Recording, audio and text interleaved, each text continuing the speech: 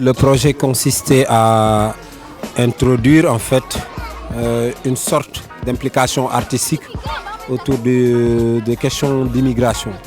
Donc sur la loi anti-immigration qui en une sorte consiste à en fait nous maintenir chez nous avec l'aide de nos gouvernements. Nous on est des jeunes d'ici, on est directement touchés par notre réalité et on trouve assez injuste en fait qu'il y ait ces genres de politiques qui commencent à prendre vie et qui poussent beaucoup de jeunes en fait à chercher d'autres solutions. Les solutions qui leur viennent en tête, c'est des pirogues de fortune, donc leurs vies sont exposées à des risques. Le trafic transsahélien dans le désert, toutes ces sortes de dangers auxquels ils sont confrontés est dû au fait que leur gouvernement ne leur permet pas de rester chez eux et de travailler dignement. Et en même temps, de circuler librement à travers le monde.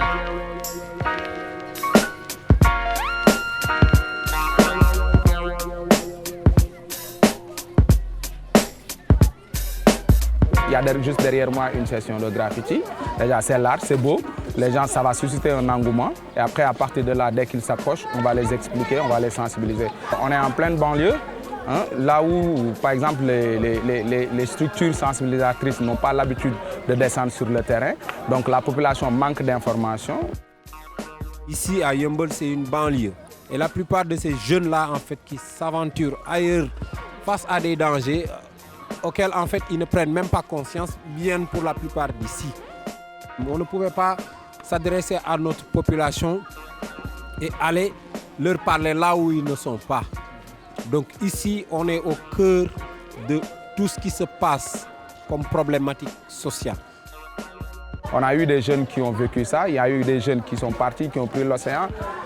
Certains sont partis, on les a perdus, ils sont morts. D'autres, par contre, on les a retournés encore une fois au Sénégal, qui ont perdu beaucoup d'argent, qui ont perdu tous leurs papiers et qui sont obligés aujourd'hui de recommencer à zéro toute une vie et ce n'est pas évident.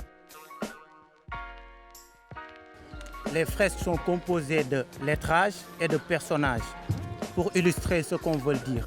Tukingin Yari signifie voyager pour se servir soi-même et servir les autres. Au fait, les jeunes qui vont, ils vont en Europe pour chercher du travail. Ce que beaucoup de gens ne veulent pas admettre. Ils vont en Europe pour chercher du travail. Comme il y a beaucoup d'Européens qui viennent ici pour chercher du travail. Ça, il faut qu'on soit clair là-dessus. Il ne faut pas qu'on les qualifie d'émigrés et les Européens qui viennent ici pour chercher du travail, qu'on les qualifie de travailleurs.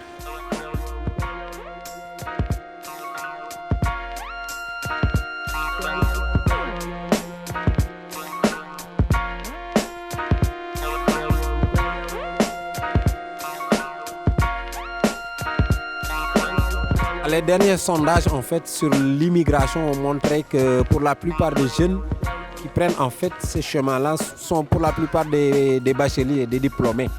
Parce que le problème touche tout le monde en fait. Et c'est des jeunes qui se lèvent un bon matin, qui sont face à leurs responsabilités.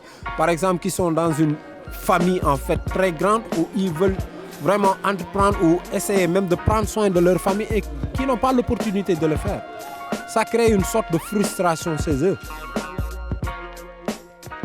En fait, ce n'est pas juste les migrations clandestines qui sont plutôt contrôlées. Je pense que même les migrations des étudiants, avec la hausse des prix des inscriptions là, pour les facs européennes et en France, ça va vraiment freiner beaucoup d'étudiants qui auraient voulu partir, mais qui ont les moyens assez limités et qui ne pourront plus maintenant.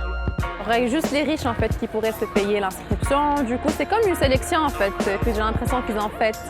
Ils veulent juste sélectionner voilà, les plus riches de l'Afrique pour qu'ils partent en France. Et ça, c'est vraiment dommage. Le fond du problème, c'est quoi? C'est qu'il y a un continent à qui on a refuser le droit de circuler dans le monde. Alors que les gens ils peuvent venir en vacances ici sans chercher de visa.